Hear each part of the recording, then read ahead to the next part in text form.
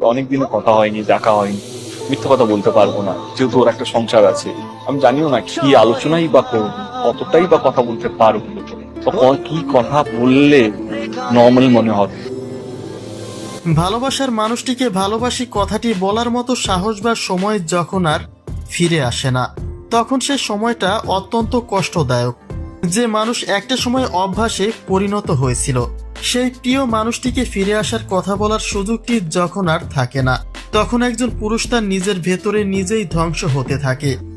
শুভশ্রীকে নিয়ে এবার ঠিক এমন কিছু কথাই বললেন দেব, যাকে নিয়ে হাজারটা স্বপ্ন দেখেছিলেন।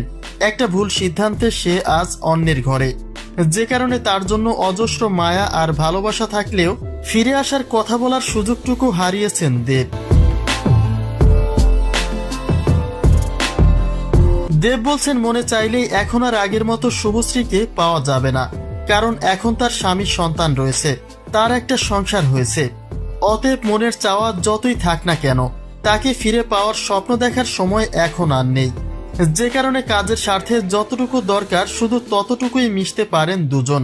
কিন্তু কষ্টটা বাড়ে সেখানেই যখন মনে হয় যে এই মানুষটাই একটা সময় নিজের ছিল, কিন্তু কোনো এক ভুল সিদ্ধান্তে আজ সে অন্যের দখলে। হৃদয়ের স্পন্দন আর মনের বাঁধন যতই থাক না কেন, সম্পর্কের বাঁধনটা তাদের ছিঁড়ে গেছে, যেটা চাইলেই আর জোড়া লাগানো সম্ভব নয়। দেব যে শুভশ্রীকে মিস করেন সে কথা সে অকপটে স্বীকার করেন।